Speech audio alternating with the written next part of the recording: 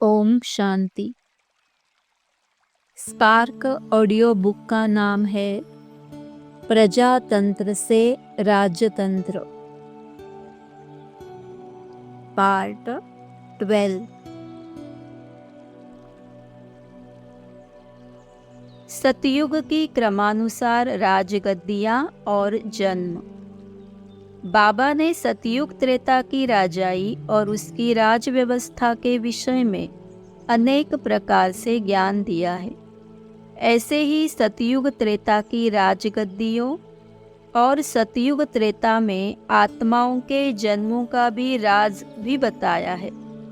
बहुधा हमारे अधिकांश भाई बहनें क्रमानुसार राजगद्दियों और जन्मों को एक समान मान लेते हैं।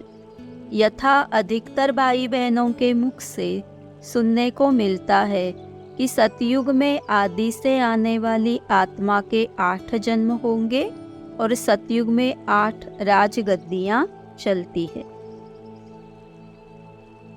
वास्तव में सतयुग त्रेता में जो क्रमानुसार राजाइयां चलेगी और सतयुग त्रेता में जो जन्म होंगे उनकी गणना अलग अलग है। हमारे कई भाई बहनें जो दोनों को एक समान ही मानते हैं, अर्थात कहते हैं कि सतयुग में 8 जन्म होंगे और 8 लक्ष्मी नारायण की गद्दियां चलेगी, अर्थात चक्रवर्ती गद्दी पर 8 लक्ष्मी नारायण ही राज्य करेंगे। वह विवेक युक्त तर्क संगत प्रतीत नहीं होता है।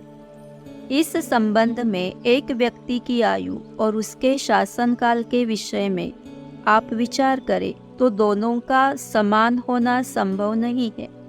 कोई बच्चा जन्म से मृत्यु तक राज्य नहीं कर सकता, और यदि कोई जन्म से ही राजा बन भी जाए तो उसके पीढ़ी दर पीढ़ी सभी का जन्म से मृत्यु तक राज्य करना कभी भी संभव नहीं हो सकता है।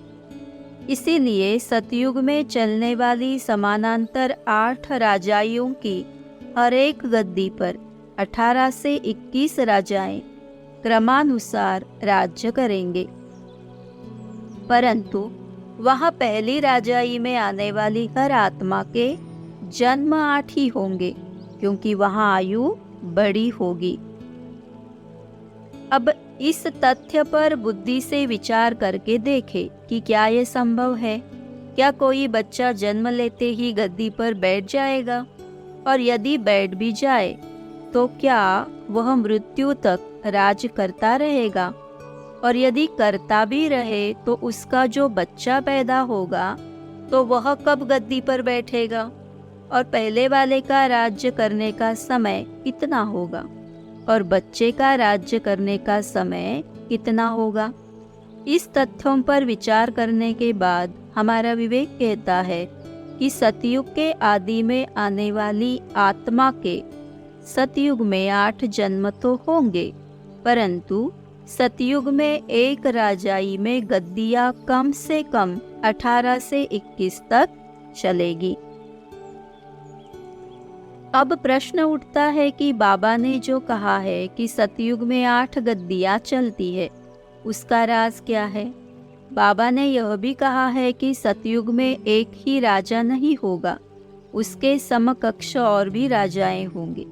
चक्रवर्ती राजा एक होगा, उसके समकक्ष और 7 राजाएं होंगी। इस हिसाब से कुल 8 राजगद्दियां अर्थात समानांतर राजाइयां चलेगी, और सतयुग में हर राजाई में 18 से 21 तक राजाएं क्रमानुसार राजगद्दी पर बैठेंगे। सतयुग त्रेता की राजाई और जन्म। सतयुग त्रेता की राजाई और जन्म तथा दोनों में संबंध। जैसे सतयुग की राजाई में क्रमानुसार राजगद्दियों और जन्मों का राज विचारणीय है, ऐसे ही राजाई की स्थापना और जन्मों के संबंध का राज भी विचारणीय है। सतयुग त्रेता की राजाई और जन्म के विषय में विचार करें तो 2 बातों पर विचार करना अति आवश्यक है। पहली, सतयुग त्रेता की क्रमानुसार राजाइयों और सतयुग त्रेता के जन्मों में क्या संबंध है। दूसरा है, सतयुग के आदि में जो प्रथम राजाई होगी उसके राजा प्रजा जन्म कहाँ और कैसे लेंगे। ये दोनों बातें अलग अलग है और दोनों ही महत्वपूर्ण है और विचार करने योग्य है।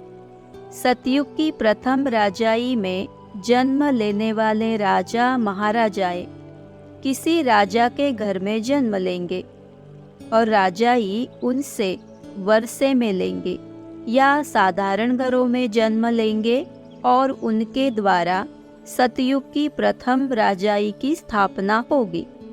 अर्थात अभी जो विश्व में प्रजातंत्र है उससे राजतंत्र की व्यवस्था श्री कृष्ण के माँ बाप से आरंभ होगी या श्री कृष्ण अर्थात प्रथम नारायण के द्वारा आरंभ होगी। 23 जून 1992 गुलजार दादी द्वारा अव्यक्त बाप दादा का संदेश। मम्मा ने कहा, गुप्त एडवांस पार्टी में हम लोगों का काम है, आप लोगों को पालनहार पार्टी की तैयारी करना। तो हम जहां आप लोगों की पालना होगी उन आत्माओं को तैयार कर रहे हैं। आप लोग तो सतयुग के राजा रानी तैयार कर रहे हो, लेकिन राजा रानी आएंगे कहाँ, पालना कहाँ लेंगे। तो हम लोग इसी काम में बिजी है। हम लोग भी तपस्या करते हैं। 19 अगस्त 2010 के रिवाइज साकार महावाक्य।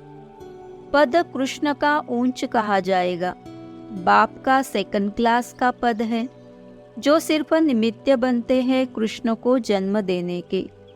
बाप का नाम गुम हो जाता है, वह भी है जरूर ब्राह्मण, परंतु पढ़ाई में कृष्ण से कम है। कृष्ण का बाप कौन था यह किसी को पता नहीं है, आगे चलकर मालूम पड़ेगा, बनना तो यहाँ से ही है। 1 जून 2010 के रिवाइज साकार महावाक्य। बाप से वर्षा अथवा राजाई लेने में कुछ तो मेहनत करनी होगी। जितना हो सके बाप की याद में रहना है, अपने को आप ही देखना है। हम कितना समय बाप की याद में रहते हैं और कितनों को बाप की याद दिलाते हैं। सतयुग में तुम नेचुरल आत्माभिमानी रहते हो। अंत समय आत्मा कहती है, हमारा यह शरीर बूढ़ा हुआ है, अब इसको छोड़कर नया लेंगे। सतयुग त्रेता की समानांतर राजाइयाँ और क्रमानुसार राजगद्दियाँ। सतयुग की समानांतर 8 राजाइयाँ और त्रेता की 12 समानांतर राजाइयों में संबंध। परमात्मा आकर प्रजातंत्र से राजतंत्र की स्थापना करते हैं, अर्थात आत्माओं को राजतंत्र की राज व्यवस्था का ज्ञान देते हैं और राजयोग सिखाकर उसके योग्य बनाते हैं। जब राजाई की स्थापना होती है तो उसमें परस्पर व्यवहार के लिए भी समानांतर राजाइयाँ भी अवश्य चाहिए। उसके विषय में भी बाबा ने ज्ञान दिया है। जैसे एक मुरली में बाबा ने कहा है कि श्री कृष्ण राजकुमार होगा तो राधे जिसके साथ उसका स्वयंवर होगा वह भी तो किसी राजा की ही राजकुमारी होगी। इस प्रकार सतयुग में कितनी समानांतर राजाइयाँ होंगी यह भी विचारणीय है। तो सतयुग की प्रथम राजाई में या सतयुग में कितनी समानांतर राजाइयाँ चलेगी और त्रेता में कितनी समानांतर राजाइयाँ चलेगी और उन राजाइयों में राज सिंहासन पर कितने राजा या रानियाँ बैठेंगे, यह भी एक विचारणीय और समझने योग्य विषय है। इसके विषय में भी बाबा ने समय समय पर मुरलियों में अनेक प्रकार से महावाक्य उच्चारे हैं जो समझने योग्य है। बाबा के महावाक्यों को सुनकर हमारा विवेक ऐसा कहता है कि सतयुग में 8 और त्रेता में 12 समानांतर राजाइयाँ अवश्य चलेगी। तो इन सब तथ्यों पर विचार करते हैं तो सतयुग में 8 समानांतर राजाइयाँ होनी चाहिए और त्रेता में 12 समानांतर राजाइयाँ होनी चाहिए। और सतयुग त्रेता के व्यक्ति आयु और एक राजा के राज्य करने का समय आदि के विषय में विचार करें तो सतयुग में कम से कम 20-21 और त्रेता में 30-32 राजाइयाँ क्रमानुसार अवश्य चलनी चाहिए। इस प्रकार सतयुग में लगभग 320 राजा रानी और त्रेता में 768 राजा रानी गद्दी पर अवश्य बैठेंगे। इस प्रकार दोनों मिलाकर 1088 राजा रानी राज सिंहासन पर बैठेंगे, जिनमें 20 सतयुग के और 32 त्रेता के और उतनी ही रानियां अर्थात 104 चक्रवर्ती राजा रानी और 984 अन्य समानांतर गद्दियों पर बैठने वाले राजा रानी होंगे। बाबा ने ये भी कहा है कि त्रेता के अंत तक 16,108 राजा रानी और राज परिवार में आएंगे, अर्थात वे राज परिवार में जन्म लेंगे। उनका सम्मान भी राजा रानी के समान होगा, परंतु वे राज सिंहासन पर नहीं बैठेंगे, अथवा एक बार राज सिंहासन पर बैठने के बाद राज परिवार में या राज कारोबार में उच्च पदों पर आएंगे।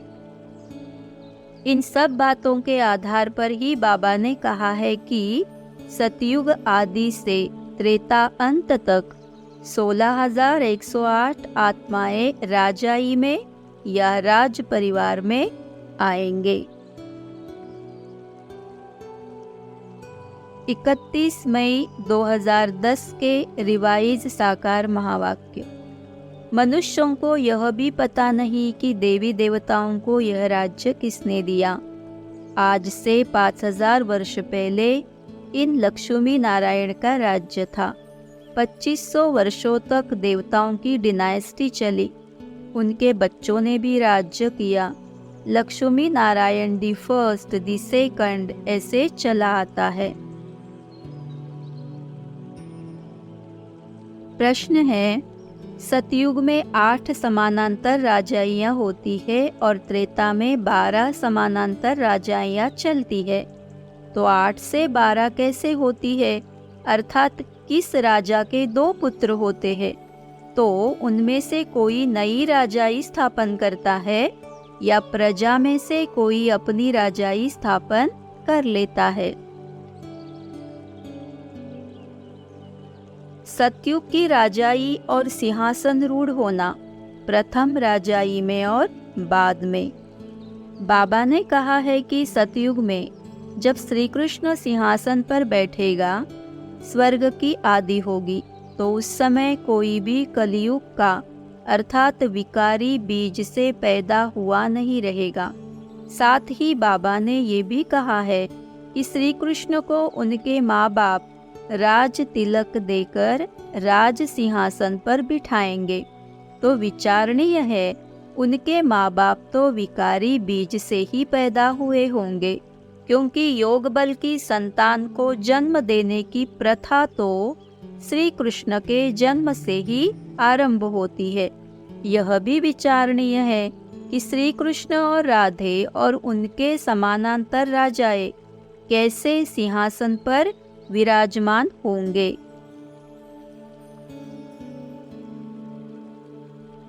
राजतंत्र की व्यवस्था आरंभ होने के बाद सतयुग त्रेता में राजा रानी के द्वारा अपने बच्चे को राजाई देने का क्या विधि विधान होगा, वह भी विचारणीय विषय है।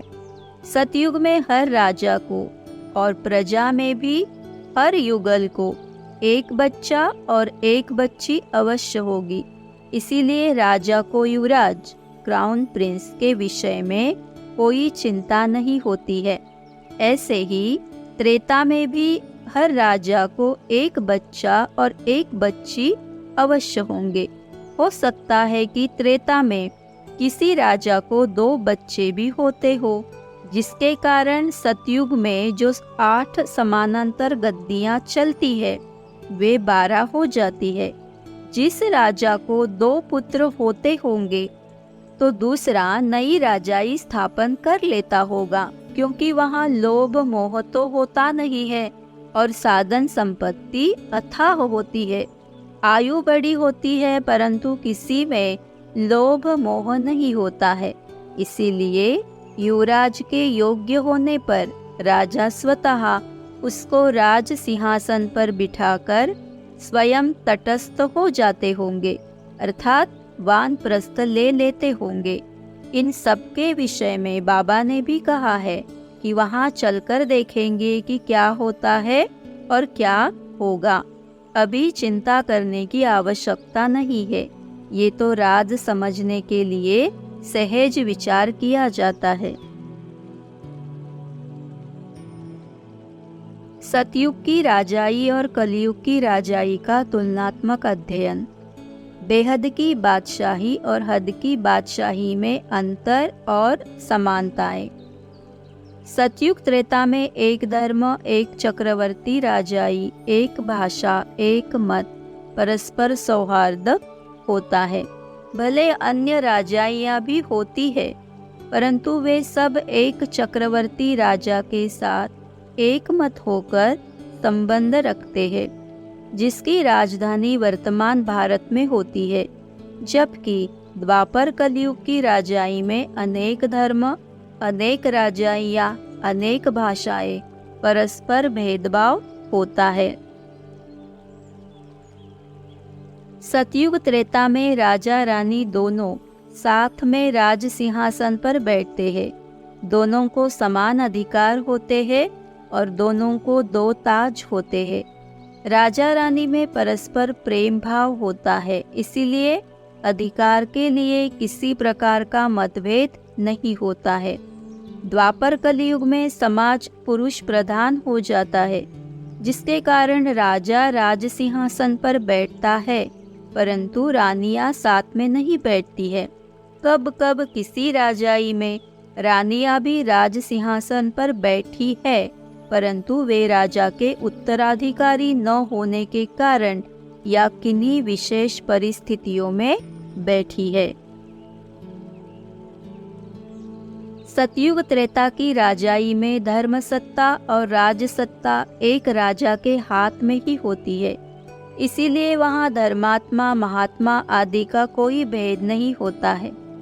द्वापर कलयुग की राजाई में धर्म सत्ता और राज सत्ता अलग अलग हाथों में होती है, इसीलिए राजा और धर्म गुरु होते हैं, क्योंकि दोनों में संतुलन स्थापित करने के लिए राजा को भी धर्म गुरुओं आदि से राय सलाह लेने की आवश्यकता होती है। सतयुग त्रेता में साधन संपत्ति प्रचुर मात्रा में होती है और हर राजा को एक बच्चा और एक बच्ची होती है, इसीलिए राज सिंहासन के लिए कोई प्रकार की मारामारी नहीं होती है। जबकि द्वापर कलयुग में राज सिंहासन के लिए अनेक प्रकार से मारामारी होती है। अनेक राजाएं तो अपने सगे भाइयों को कत्ल करके भी राज सिंहासन पर बैठे हैं। त्रेता में या त्रेता के अंत में किसी राजा को 2 पुत्र भी होते हैं तो भी राज सिंहासन के लिए कोई मारामारी नहीं होती है। दोनों परस्पर सहयोग से नई राजाई स्थापन कर लेते हैं, जिसके आधार पर ही सतयुग में जो 8 समानांतर राजाइयाँ चलती है वे त्रेता में 12 हो जाती है, परंतु किसी प्रकार का युद्ध आदि नहीं होता है। सतयुग त्रेता में राजा के पास न सेना होती है न युद्ध आदि का सामान होता है। वहाँ कोई न्यायालय आदि भी नहीं होता है, परंतु द्वापर कलयुग में ये सब होता है। सतयुग त्रेताई में राजाई के लिए कोई युद्ध आदि नहीं होते हैं, जबकि द्वापर कलयुग की राजाइयाँ प्रायः युद्ध के द्वारा ही स्थापित होती है। फिर भले उस राजा के यहाँ जन्म लेने वाले युवराज को वह राजाई उस राजा से वर्षे के रूप में मिलती है। सतयुग त्रेता की राजाई में प्रकृति भी दासी होती है, इसीलिए वहाँ किसी प्रकार की प्राकृतिक आपदाएं आदि नहीं होती है। द्वापर कलियुग में पवित्र अपवित्र दोनों प्रकार के होते हैं, इसीलिए अनेक आत्माएं विकर्म करती है, जिसका फल देने के लिए प्राकृतिक आपदाएं आदि होती है। 22 सितंबर 2010 के रिवाइज साकार महावाक्यों। और धर्म वाले जब पहले आते हैं तो सतोप्रधान होंगे ना। जब लाखों के अंदाज में हो जाते हैं तब लश्कर तैयार होता है और लड़कर बादशाही लेते हैं। और धर्म वाले स्वर्ग में नहीं आते हैं। भारत जब स्वर्ग था उन जैसा पावन खंड कोई होता नहीं है। जब बाप आते हैं तब ही ईश्वरीय राज्य स्थापन होता है। वहाँ लड़ाई आदि की बात नहीं। 18 सितंबर 2010 के रिवाइज साकार महावाक्य। यह सुख और दुख का खेल है। सिर्फ सुख का ही खेल होता तो फिर यह भक्ति आदि कुछ भी न हो। अभी बाप बैठ सारा राज समझाते हैं। बाप कहते हैं, तुम बच्चे कितने भाग्यशाली हो। तुम स्वर्ग के राजा बनते हो तो पवित्र जरूर बनना पड़े।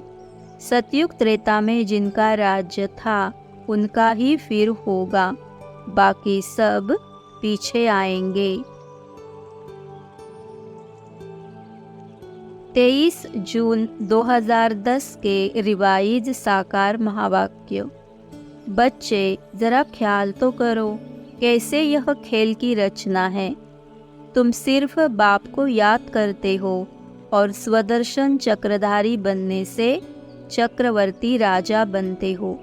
ज्ञान मार्ग की माला अलग है, भक्ति की माला अलग है।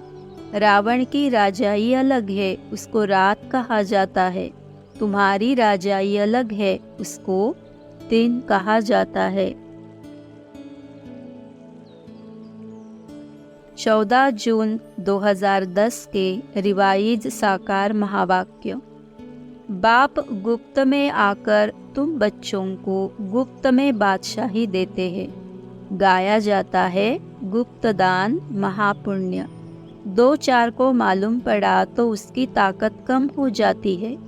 राजा में पावर रहती है। तुम ईश्वर अर्थ दान करते हो तो उसमें पावर रहती है। यहाँ तो कोई में पावर नहीं है। 6 अक्टूबर 2010 के रिवाइज साकार महावाक्य। भक्ति मार्ग में विनाशी धन दान करने से राजाई मिलती है। तुम्हारे पास कितना अविनाशी ज्ञान धन है। हर एक को कर्मों अनुसार फल मिलता है। तुम डबल सिरताज विश्व के मालिक बनते हो। उस समय दूसरी कोई राजाई है ही नहीं। फिर जब दूसरे धर्म आते हैं और उनकी वृद्धि हो जाती है, पहले वाले राजाएं विकारी बन जाते हैं, तब वे अपनी राजाई स्थापन करते हैं।